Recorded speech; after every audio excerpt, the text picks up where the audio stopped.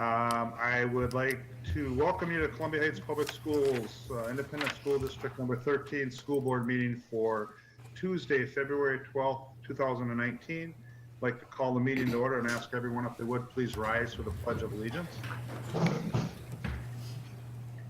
I pledge allegiance to the flag of the United States of America and to the republic for which it stands, one nation, under God, indivisible, with liberty and justice for all.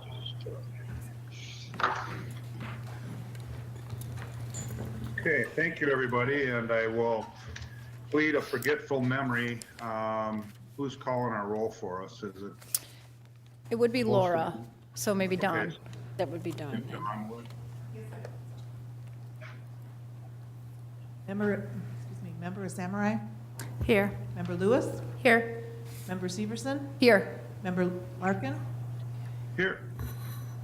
Member Mueller, Here. Member Palmer, Superintendent Kelly. Here. Thank you, Don. Our mission statement, creating worlds of opportunity for each and every learner, all belong, all succeed.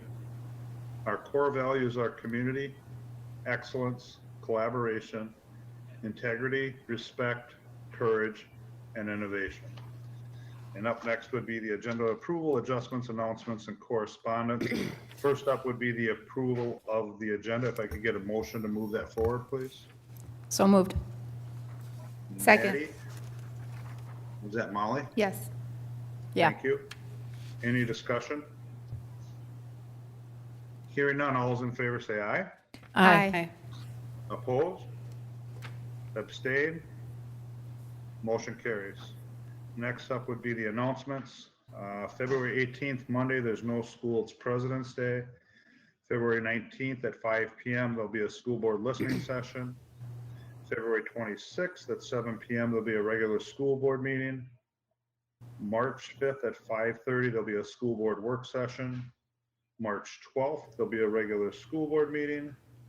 March 18th through the 22nd, there's no school at spring break.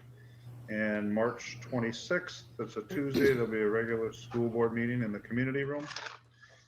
Next up would be correspondence. Superintendent Kelly, is there any correspondence this evening? Mr. Chair and members, there's no correspondence this evening. Okay, thank you very much. Next up would be communication to the board. Citizens and employee representatives. At this time, any citizen or employee may briefly address the school board. The board will listen to brief remarks, ask clarifying questions, and if desired, request that administration follow up. The board will not take action at this meeting on requests presented at this time. Is there anyone here to speak tonight under citizen and employee representatives?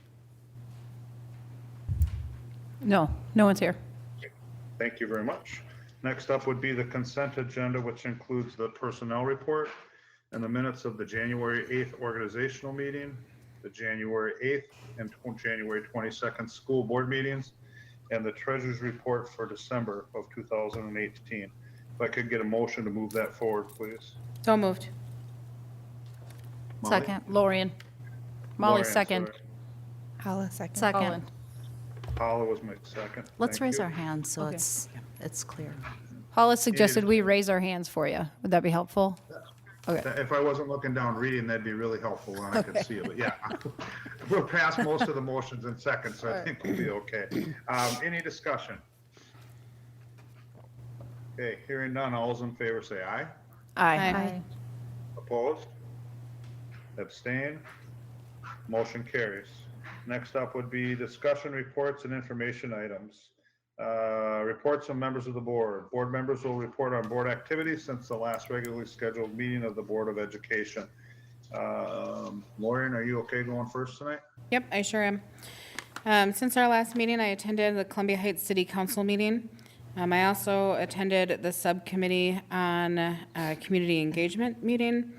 And just before this meeting, I had the pleasure of going to the JV girls basketball game. And after the game, the pep band played. It was a combined pep band with the middle school and high school. And They just sounded absolutely amazing and a lot of energy. Middle schoolers bring a lot of energy. And then did get to stay also, or the 7th and 8th grade choir also sang the national anthem. So it was really a great night of arts and basketball. Also attended the first half of the varsity girls basketball game, and at halftime the dance team performed. So again, quite the evening this evening before coming over. So that's it for me. Okay. Thank you, Lorien. Natty? Yeah, I also was with Lorien at the subcommittee for community engagement, which was a great time to get started on our subcommittee. Lorien's going to tell us more about that later, though. I attended the chair meeting right before this meeting with Superintendent Kelly, and I also on Saturday attended the Citizens for Safer Streets at the public library. Okay. Thanks, Natty. Molly? Yeah, I attended a boys varsity basketball game, and I've had many conversations with parents over the last couple weeks, and some snow days. Okay, Sorry. thank you. Those were fun. Paula? I attended the subcommittee on community engagement with Lorien and Natty. And like Natty said, Lorien will be updating about that. And I had some meetings and conversations with community members and enjoyed the snow days. Okay. Okay, thank you very much. I'll be deferring my report, but just making a note of, as we're video conferencing tonight, we do have a policy, and I have pretty good connection here, so I'm not concerned about it, but just so you understand, Brian's aware of what the policy is, and I believe it's if we disconnect and can't reconnect after a certain period of time, you'll continue the meeting without me, but I'm reasonably confident we'll be okay, but I just wanted to clarify that for the public, that we're not going to make the meeting go all night for lack of a connection here, so. But I will defer my report. Next up would be the superintendent's report. Superintendent Kelly, do you have a report this evening? Mr. Chair, I do. The Construction Project Committee continues to meet both in small and large groups, and there will be a school board update on the project at a upcoming school board meeting in March. And that'll be kind of a comprehensive overview. I attended the AMSD Board of Directors meeting where the focus was on the legislative session, and they had legislative leaders there for perspectives, and at that time it really was discussed that when it comes to waiving snow days, that the governor does not have the authority to waive statute, and so that was clarified at that meeting, so that would have to come before the legislature for some kind of clarification before penalties could be waived, if at all. Director of Educational Services Zena Stenvik and Deputy Director Tara Tuckrell and I attended the February meeting of the North Suburban Post-Secondary Success Consortium. And for those of you that may have forgotten who's in that, that's the districts of Roseville, Mounds View, Spring Lake Park, Fridley, and Columbia Heights. And the focus of that meeting was really important because the work that's been going on all year was reported out on. So we could see what were the highlights of the consortium and what we're doing within the partnerships and what we think we might want to forecast for the following year. And I'm not going to go into all of those reports, but Columbia Heights will be heavily involved in organizing and facilitating a teacher avid leadership conference for all the districts this summer, which is quite an accomplishment to come that far in a year and a half that we're organizing our own conferences. I've had multiple contacts and conversations with members of the school board, and I want to thank you for your time this evening. Okay, thank you very much. Next up on the agenda is the Achievement and Integration Budget for fiscal year 20. I believe Zena will be presenting on that. Yes. And when you're ready, Zena, go ahead, since I can't directly see you, so. Thank you. Okay, Chair Larkin, members of the board, Superintendent Kelly. This evening I am going to present information on the Achievement and Integration Program. Of course, our mission is creating worlds of opportunity for each and every learner. All belong, all succeed. And our core values are community, excellence, collaboration, integrity, respect, courage, and innovation. So as I mentioned this evening, I'll be giving an informational update, and the board will be asked to approve the Achievement and Integration fiscal year 2020 budget at our next regular school board meeting. So achievement and integration is part of statute. As you can see, it's a program to pursue racial and economic integration, increase student achievement, create equitable educational opportunities, and reduce academic disparities based on students' diverse racial, ethnic, and economic backgrounds in Minnesota public schools. So just briefly the process, so everyone understands what we're doing this evening. Basically, every 3 years, the district has to go through this process to create a new 3-year plan. So that involves, in the fall, looking at a needs assessment, comprehensive needs assessment, getting input on the plan, so World's Best Workforce, other committees, drafting a 3-year plan, bringing that 3-year plan to the school board for approval, and then implementing the plan beginning July 1st. So within that 3-year span, there's an annual budget. So next school year, fiscal year 20, we will be in the 3rd year of our currently approved plan. So our current 3-year plan is approved by the school board and also by the Department of Education. And with this kind of funding, as most funding, there's a lot of oversight by the Department of Education. So we have to report every year. So this evening, I am not presenting on new initiatives or new strategies because that will happen after next school year. It is simply to let you know the amount of funding that has been allotted to us from the state of Minnesota. So here it is. The funding from the Achievement and Integration Grant is very specific on how it needs to be spent and allocated. So the bulk of the money, you can see just over $1 million. It is required that we spend at least, if not more, 80% on what's called direct student support, so student programming, and then a combination of professional development and administrative costs, no more than 20%. And within that 20%, no more than 10% can be spent on administrative costs. So it's very delineated.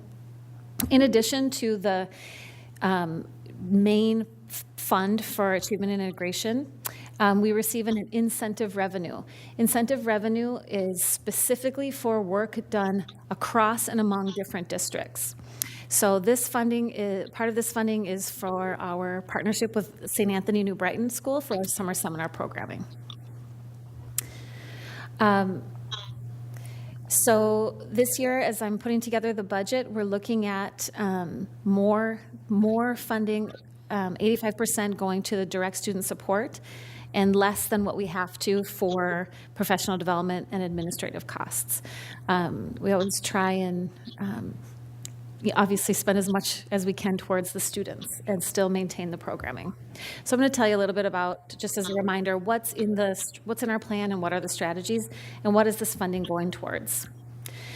So the first approved strategy is AVID, so Advancement via Individual Determination is a program we have at all of our schools, kindergarten through 12th grade. We're not at kindergarten at all of our schools yet. We're working our way down. But at Valley View, we've made it that far. So the funding that's dedicated from this pot of money to AVID, the funds are used for program fees, staff, mostly staff, some materials and supplies, professional development, and then college visits. So as part of a requirement. And in that staff, it's salary and benefits. The next strategy that's approved through this plan is our early college programming. So, of course, at our high school, students can attend school at Columbia Heights High School and take college classes right here on campus during the day. There are costs involved with that. Students get to attend and take those college classes for free and earn free college credit. The school funds the materials and then other fees that are involved. And then we offset the costs for the teacher time and their salary. So again, program fee, staff, and then some professional development. Educational equity is kind of a broad category that we're required to work on through this funding. So staff, salary, time outside of school time, different presenters, consultants, fees, and then books and materials. Well-rounded education, so this is part of Every Student Succeed Acts. So we're able to provide enriching opportunities for students. And so the funds are program fees, professional development, transportation, and materials for student activities. And then family engagement is another category. So a portion of our liaisons in the district are funded through this grant, and then different communication tools as well. So that is an overview of the amount of funding that we will be allocated or we're projected to be allocated from the State Department and how it is used according to the approved plan. I have a question. Questions? Go ahead. Yep. So because we have the 80%, 20% requirement, I'm assuming then, kind of after the spending is done, then there's an accountability piece where you kind of have to report back on all of that. Yep, every December 15, we have to report the actual expenditures. There is, within the 80% category, there's a $3,000 leeway, and we have to communicate, and we do communicate with the state on this funding whenever there's a question or a change that might happen, but it always must fall within the plan that's approved in our strategies. So the funding has to be within the approved plan, within the parameters that's set forth by the state, and they're pretty stringent on what qualifies as something that goes in that category. So we set the budget, and then there's kind of that accountability piece every December 15th. That's right. Okay, thank you. I'm assuming based on that, the 2 pages of lists of things, AVID, the college prep courses and everything, that cost our district more than $1 million, right? Correct. This just helps cover the cost. We direct those funds, correct? Yep, Into the those? supplements and Okay. is able to offset the cost so that we can run the programs. Great. Anybody else? Thanks, Zena. Next up would be the American Indian Education Parent Committee concurrence, and Zena again. Chair Larkin, members of the board, Superintendent Kelly, I'm here to present the resolution of concurrence through our American Indian Education Program. Of course, our mission is creating worlds of opportunity for each and every learner. All belong, all succeed. And with this presentation, we're really focused on community and collaboration. So this evening, I have information for you, and the board will be asked to approve the American Indian Resolution of Concurrence at an upcoming school board meeting on February 26th.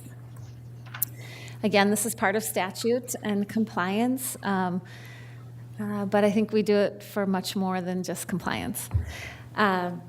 So here's the statute. That Minnesota districts and tribal schools with 10 or more American Indian students are required to have an American Indian Parent Advisory Committee. School boards must provide for the maximum involvement of parents and children enrolled in education programs for elementary and secondary grades, special education programs, and support services. So we, as you know, over the last few years have really developed a more robust American Indian Parent Education Program and Advisory Committee. The work of the Advisory Committee is to review data, inform the District of American Indian Education Programming, make recommendations to the district and school board, and vote annually on concurrence. So recently, the chair of our parent committee presented more information to you. So I am happy to present this evening that the parent committee did vote, and they voted for concurrence. And so what this means is the parent committee can either vote yes, concurrence, meaning what's on the screen. We, the American Indian Parent Advisory Committee, issue a vote of concurrence. We agree with the contents and implementation of the American Indian Program Plan and commit to evaluating the Indian Education Program Plan at the end of each school year to ensure that it's continuing to meet the needs of American Indian students. So the committee has voted that they do agree with this. Their other option is no, they do not agree and will not concur. And then there's further action that has to take place. So just full disclosure, due to inclement weather, the chair of the committee did cancel our in-person voting and opted for online voting.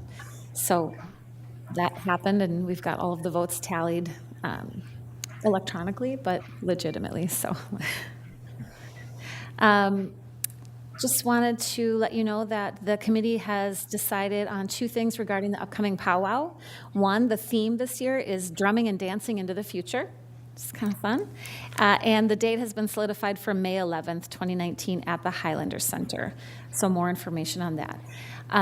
So the powwow, the activities, the vote of concurrence, and the robust parent committee is really thanks to the school board for setting this as a priority, for the support and leadership of Superintendent Kelly, and just the dedicated parents that were even here this Saturday with the American Indian activity in this room on Saturday morning. So it's a growing program, and it's a really important program. So again, I will be back to ask for approval on February 26th. Anybody have any questions? Okay, thank you, Zena. Thanks. Thank you. Next up would be special education compliance, Dr. Fry.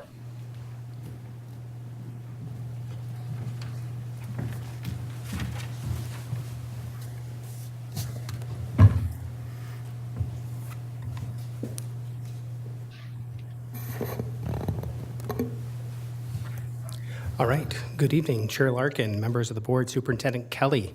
I'm John Fry, Director of Special Ed, and this is my counterpart, Marcia Walker, Educational Support Specialist here for the District of Columbia Heights. We're here to talk about special education compliance and our self-review, and this is an informational-only session. So our mission here at Columbia Heights is creating worlds of opportunity for each and every learner. All belong, all succeed.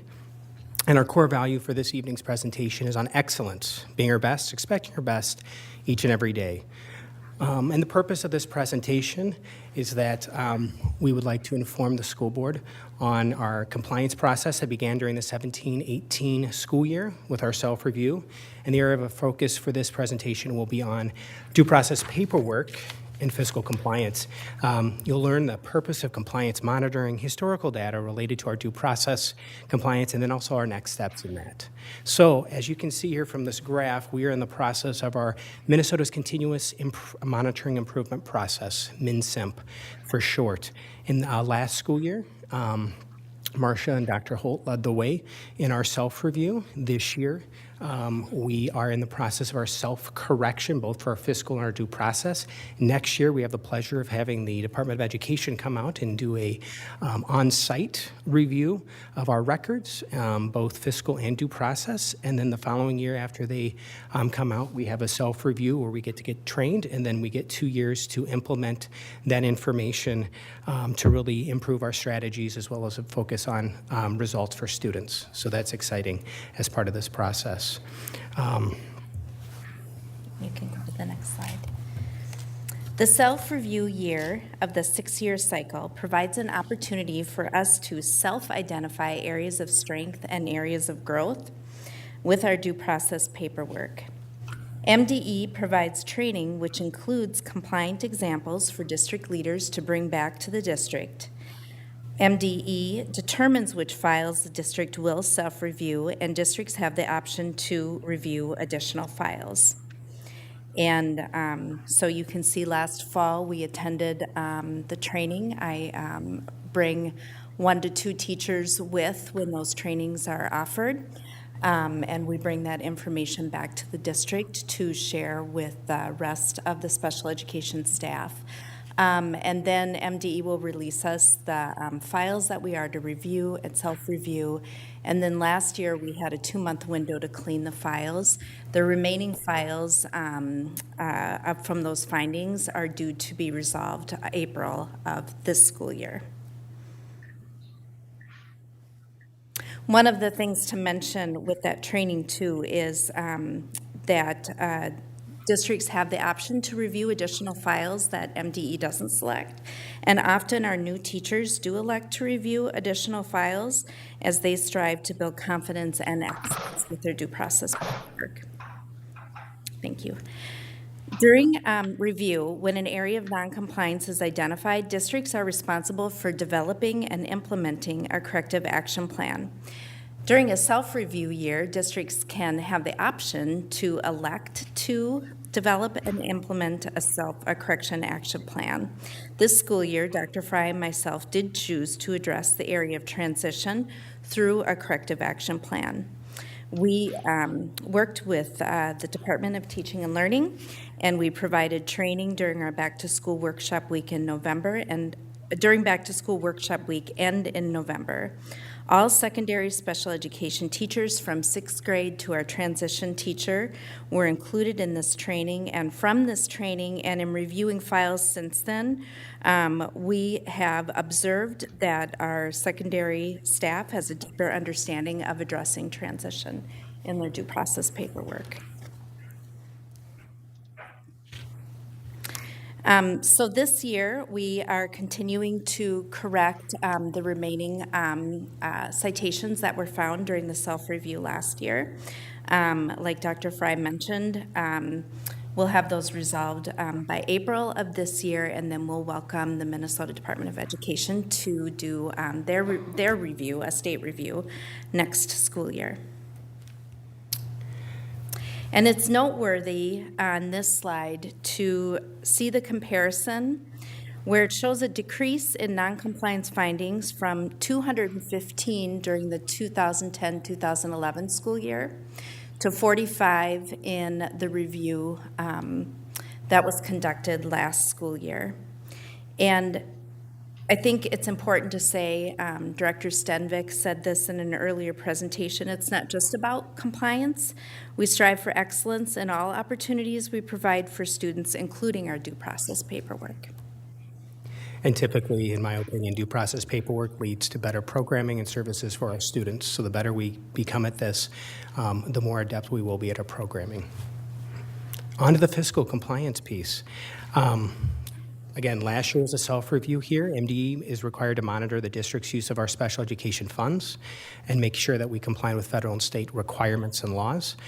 So during the 17 and 18 school year, they looked at 14 specific items. They pulled data from the year prior,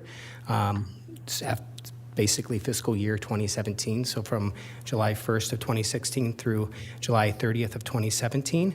So they looked at these 4 specific items. There were 3 items that were corrective action where they were not required. So our third-party billing, which is medical assistant billing, our procurement for prior approval, as well as our coordinated early intervening services were things that we were in compliance.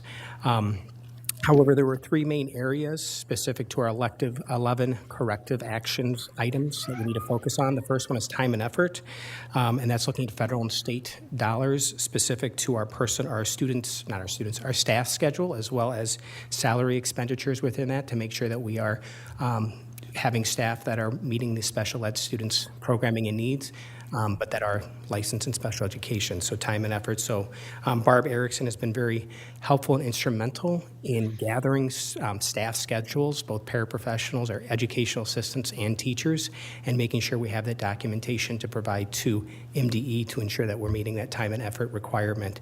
The other piece is procurement, basically the purchase of small and large items. Various regulations regarding expenditures, both large and small ones, and making sure that we have appropriate documentation, like, for example, if we're purchasing something for a student, that an IEP follows that and warrants the purchase of that item using special ed funding. And then finally, equipment. And this comes down to inventorying what we have and making sure we record it. So Julie Belisle, who's both in the she's in the business department, she's been instrumental in also helping and getting that information to MDE to ensure that we are in compliance. So, thank you. Questions? I have questions. Okay. Regarding the compliance, or excuse me, the non-compliance, what would constitute a non-compliance? Like what type of? For the fiscal or for the due process? For the due process. The non-compliance could be, for example, when we look at our corrective action plan, it's based on transition. So part of the IEP, we need to note the course of study. And what we found during our self-review is that sometimes we weren't putting the course of study. So like the courses that a 9th, 10th, 11th, and 12th grader was taking. So that was something that would constitute that, as well as IEP goals, accommodations, there are the sundry of different things, evaluation timelines, things like that, IEP timelines, that would be considered if we're not meeting those expectations by the state would be a non-compliance. So again, the example I would provide is a transition course of study specific. Okay. And then one other question on the fiscal compliance. and maybe it's me and I apologize, I'm really confused. So I don't know if you could back up, but on the compliance, so we had 14, the MDE was looking at 14 areas. Yep. And of those 14 areas, there were 3 areas that they noted that Where we Where did not we need were- a corrective action. we did not, so 11 Yep. items needed corrective action. Yep, they pulled items from 2016 to 2017. Okay. And looked at that, whatever we provided last year for the self-review, and they looked through that to say, these are some things we need to improve on. Okay, so 11 of the 14 were areas of improvement. Yes. So those are then areas that your team is working on to, and then is there a reevaluation on that? So what happens is this fiscal piece, again, the due process is due April 1st, April Fool's Day, go figure, but the fiscal piece is due June 29th. It's a year from when we received it. We received it this last June of 2018, so it's due June 29th of 2019, which means we've got the information of what we didn't do. They kind of gave us some information of what we need to do. So for example, like the example I said was the time and effort. So if we are coding a certain special education staff or state funds, we need to get their schedule saying, yep, they're working with special ed students, give it to it's got to be a sample, like we have to give them 6 examples of, okay, here's 6 staff that are getting state funds. MDE reviews it, and then they say, yep, you're good to go. Okay, so of the 11 items that require, the next slide that you showed us, then you showed us the 3 that we didn't need. Those are the areas. So like, for example, time and effort, there's probably 2 areas, there's 2 areas under there. One is federal time and effort for people who are purchased or. Oh, so these are included in those 11. Those are kind of the main topics. Okay. So for example, time and The effort has categories and 2 subcategories kind of two thing. categories of federal dollars and state dollars. Procurement, what I have here is that, like, for example, there's one about a conflict of interest, making sure that administrators are not having conflict of interest when we're purchasing services or what have you. Also looking at internal controls. There's also the Education Department General Administrative Regulations, looking at that piece to make sure we're implementing that, as well as eligible expenditures. Are we purchasing things for special education students that are in their IEPs? You know, if we're purchasing, for example, an iPad and it's not in a student's IEP, that would not be considered an eligible service. So making sure that if it's in a child's IEP, we have to purchase it and use our state funding to warrant that purchase. Okay. And then equipment, again, records and inventory, those are the two pieces there.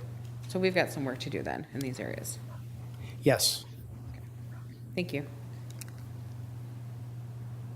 Anybody else? How common is it for people to have these correction items? Is it fairly common process in schools? It is. Okay. I know with the recent change over in the 6-year cycle, again, the better we do with our self-review right now, when they come back and review, it'll be perhaps less intrusive per se. But they look at what historically has happened, and then they determine what kind of level of support, but also what kind of level of monitoring they wish to do. Okay. So making sure that we are, during the self-review year, and as well as our cleanup year, that we're making sure we've got all our stuff, our ducks in a row, and getting that in a timely manner, which we will. And again, with the due process compliance, compared to other districts, we are way ahead of the curve. I know, just speaking from my past, the staff, specifically Marcia here, has done a great job in ensuring that we're meeting that. And the fiscal compliance, we're going to be working with the business department to clean that up and making sure we have processes and procedures to make sure that we're following the law, which we are. Great, thank you. Yeah. Okay. Anybody else? Okay, thanks, John. Thank you. Next up is the School Board Ad Hoc Subcommittee on Community Engagement. I think I heard, Lorien, you're going to take the lead on this, is that correct? I am, yes. Thank you. I was voted as to be the chair of the ad hoc subcommittee on community engagement, so thank you both. Congratulations. Thank you. I will say Hala and Natty and I met, and all 3 of us are very passionate about this topic, and so I think we could talk all day on that, but we did limit ourselves. And so we worked I wanted to report on our last meeting, our first meeting, and we really worked on a definition of what community engagement was. We decided we needed to define that so that we could then work on it. tasking ourselves with then really focusing on kind of our question number one, which is what are the best practices on community engagement as they relate to school board governance. So we'll be working on that along with tying in our core values as a district, our core values and how that relates to community engagement. So we've got some other meetings scheduled coming up. But really, it was a kind of a organizational meeting of sorts, if you will, timelines, future meetings, and then kind of focusing on our definition and our tasks for the next meeting. So I don't know if you guys had anything else to add on that. No, it's fun to talk about. It's fun to dream about how our board can, lead by example in this area. How can we be a part of connecting to our community better? And it was encouraging to really have a timeline in place and then an end goal. The charter of the subcommittee helped with that. It's fun to see how that could be implemented and rolled out in a timely manner. Yeah, and we already have our homework in place. Yep. Until our next meeting. We're each doing our own research on certain aspects of community engagement once we figure out exactly how to define that on our own. And we're going to research aspects of it so we can try to chisel out what it will look like and have an informed picture of what it looks like. Thank you. Excellent. I'm looking forward to seeing what you guys come up with. Yeah, absolutely. Thanks. Thank you. Yep. Next up, School Board Recognition Week, and I believe Superintendent Kelly, you're in charge of this one. Mr. Chair, I am, and it is School Board Recognition Week really is February 18th to the 22nd, but since we are not meeting next week, we thought we would celebrate tonight. And so first, let me just say that the Columbia Heights Public Schools will join school districts throughout the state to salute local educational leaders during the Minnesota's annual School Board Recognition Week. And this commemorative week is really special because it is designed to recognize the contributions made by Minnesota school board members, such as yourself around the table, who are in charge with governing public education under the state law. And when you look at that, there's so many things that you do that we're not going to elaborate on all of them tonight, so you can breathe that sigh of relief. But it really is with deep appreciation that we extend to the people around this table and salute the public servants in Columbia Heights whose commitment and civic responsibility make local control of public schools in our community possible. And it's takes many more hours to be a school board member than you see just at the table here. And so I want to recognize that as a superintendent because I'm amazed at all the work that you do with your families, with your own careers, and then to be able to put in this much time serving as a board together. And so I would like everybody to understand that because we are governed by rules, we would give you the world if we could, but we're limited to $10. So we do have a pen for you tonight that lights up, and we're hoping that in lighting this up, it will light up your world and think about how special you are as you use it. The other thing is a card. We have a card designed, as we always do, by one of our graduates, and this one was designed, it's called Defenseless. And it was designed by Kira Greenfield, who was a graduating senior in 2018. And throughout her high school career, she earned, if you can believe this, 9 Scholastic Art Awards, including a silver key for this very piece. And so she graciously donated it to us, and we'd like to give you a packet for yourselves of writing to write on. And then last but not least, with all the calories taken out of it, there's a big thank you cookie in blue and gold that Dawn Hoyam baked all for herself. No, I'm just kidding. But she did pick them up at... You decorated them too, okay.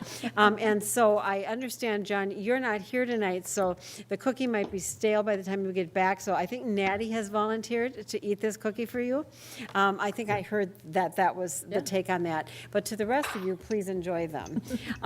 We do have some certificates to hand out tonight to recognize years of service on the board.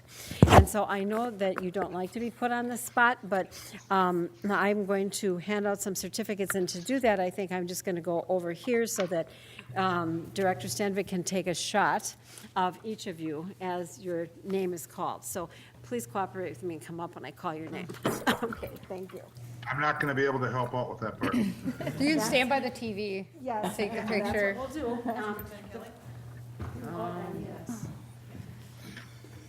Okay. Okay, so the first person would be Member Hala Asamarai. And what this reads is Minnesota School Board's Recognition Week Certificate of Appreciation for 2 years of dedicated leadership in public education and continuing service to the students in this community. How about a round of applause for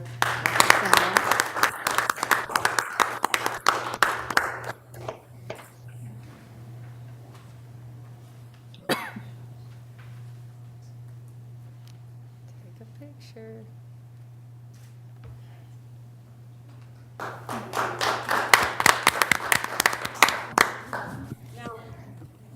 Next up is Chair Larkin. So I'm going to go over by the TV set because he's being dialed in.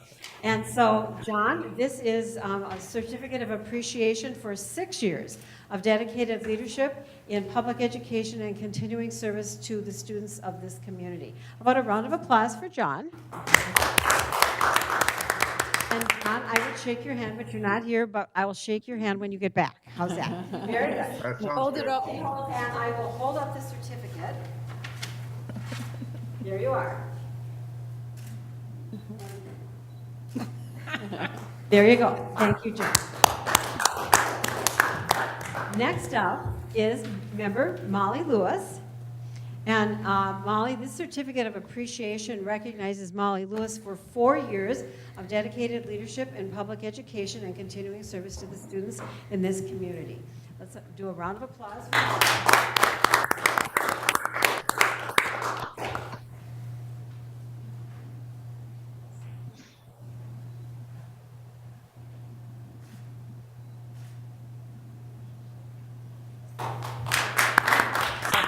Molly, there's some people over here that want to shake your hand.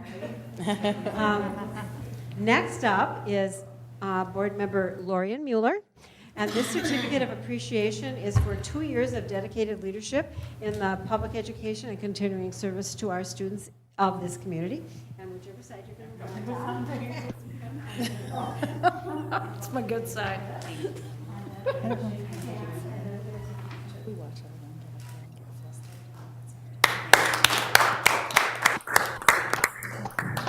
Next up would be Natty Severson. And this certificate recognizes her for her 2 years of service of dedicated leadership in public education and continuing service to the students in this community. Congratulations, Natty. Thank you. There you go. A round of applause.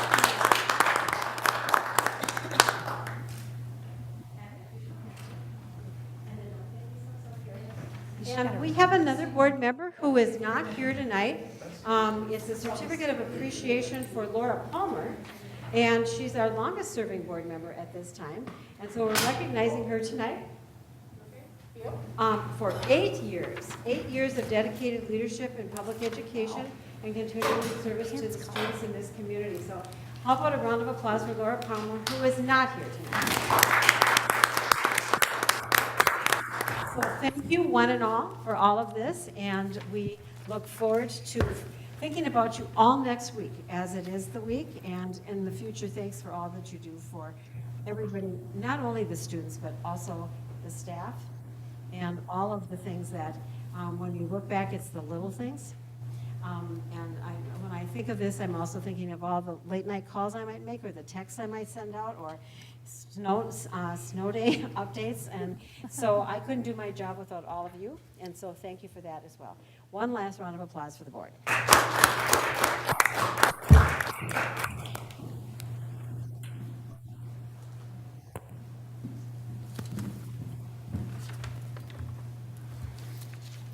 Okay, we will move into our action items. And tonight we have the discontinuance of programs and positions resolution. I believe Lindsey will be presenting. Chair Larkin, members of the board, Superintendent Kelly. Tonight I'm here to ask for approval for the resolution. It directs the superintendent administration to consider the discontinuance of programs or positions to effectuate economies in the school district and reduce expenditures, make recommendations to the school board for discontinuance of programs, curtailment of programs, discontinuance of positions or curtailment of positions in order to balance the school district budget. This is an annual resolution. It was brought forward at the last board meeting as an information item, so tonight I'm here seeking approval.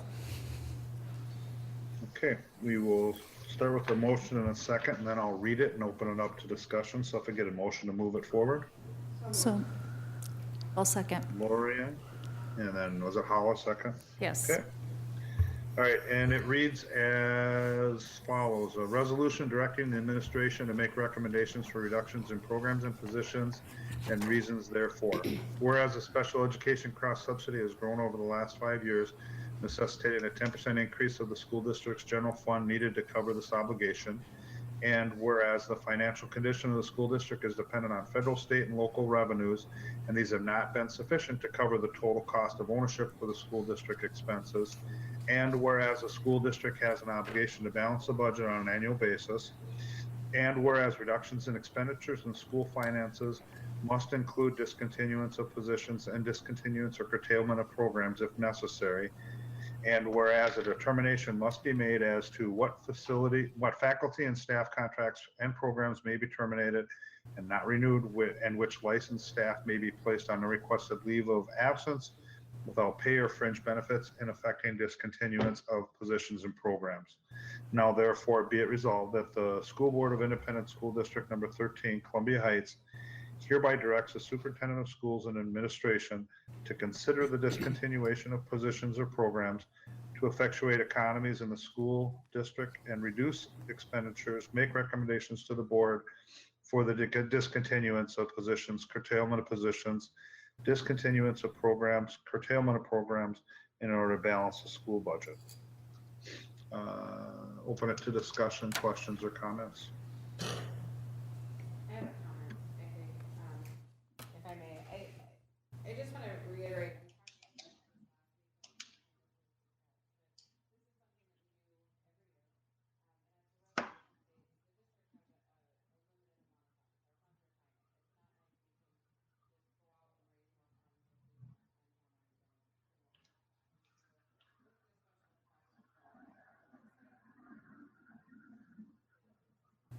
Available to us, we have to balance the budget.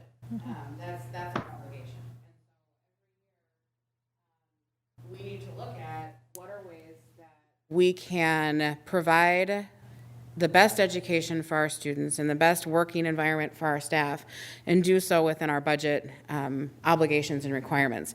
And so in order to do that, this resolution sets forth to the administration the direction from the board of, you need to take a look at our staffing, our programs, the funding dollars, and recommend then to the board of where we might have to make cuts or changes moving forward in order to balance the budget at the end of the day.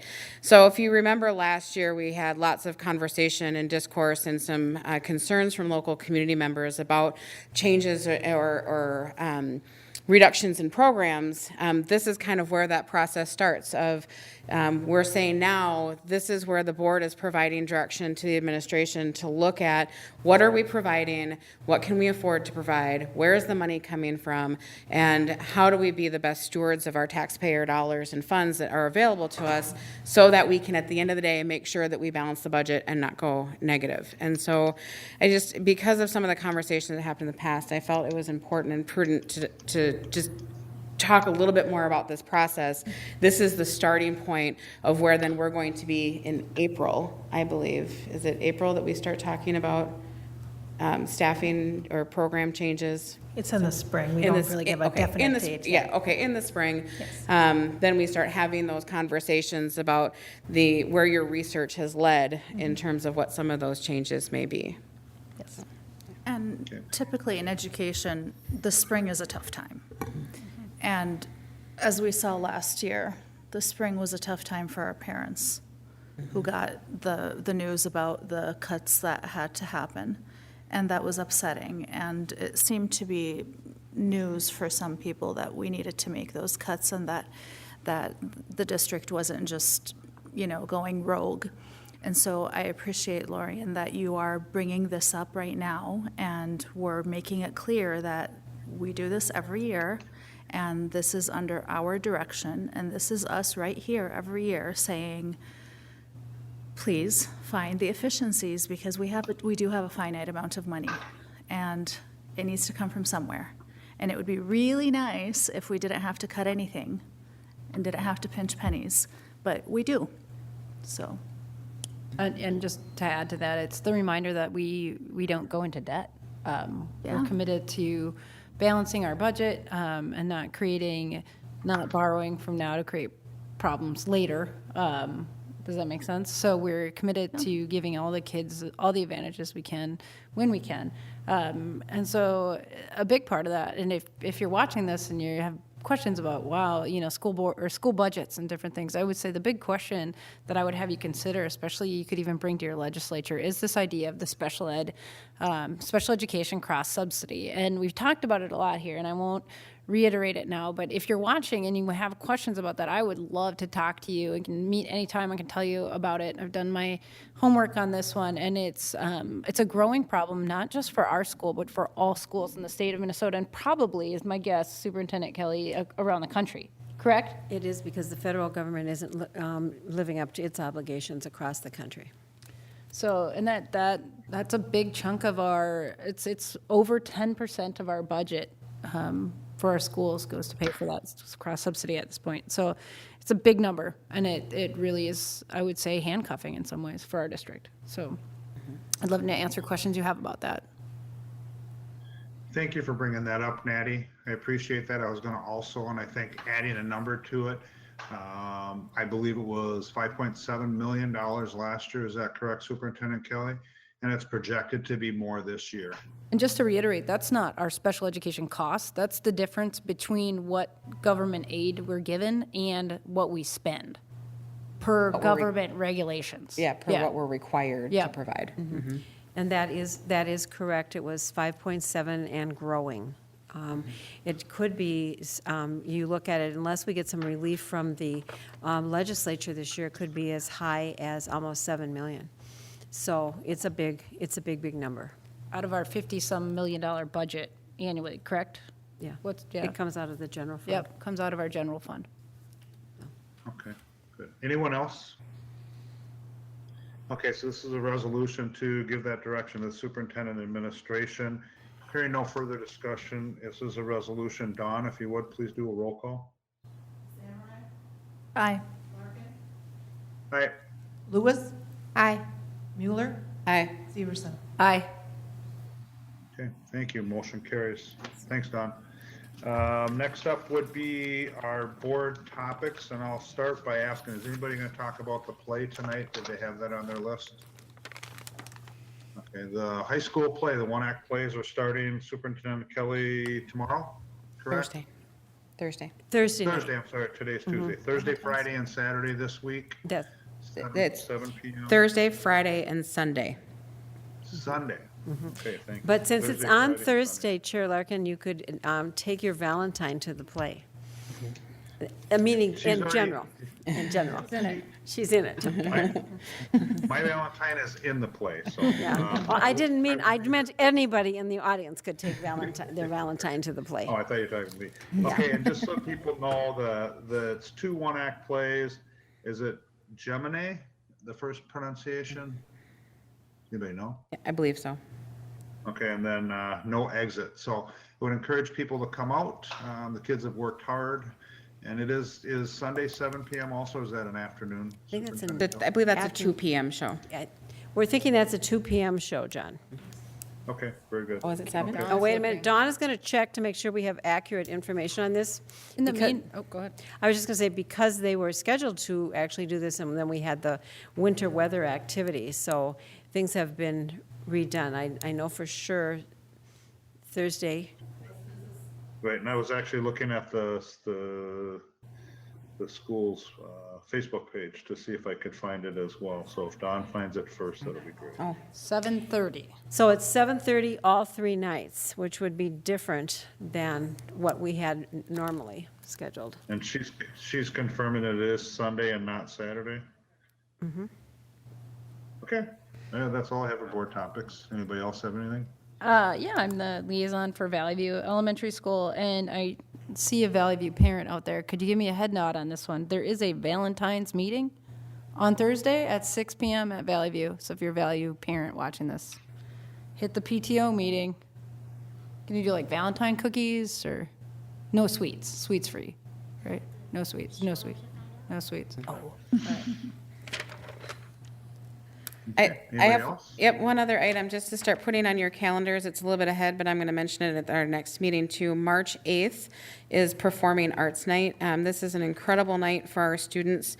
It is a fundraiser, a dinner, and a show. It starts at 5:30 at the high school on March 8th.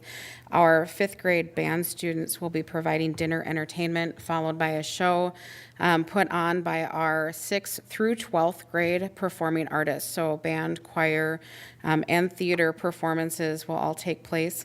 There'll be a silent auction and just really a great opportunity, great evening of celebrating our performing and visual arts. And again, the fundraiser is to support the kindergarten through 12th grade arts programs here at Columbia Heights. What time was that? Starting at 5:30. Dinner starts at 5:30 on March 8th, and I believe the performance starts at 7.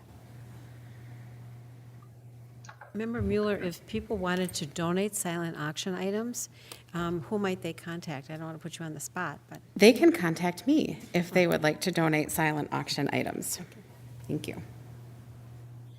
Okay, anybody else? All right, hearing no further board topics, Natty, feel free to grab that hammer there and let's adjourn the meeting at 8:01.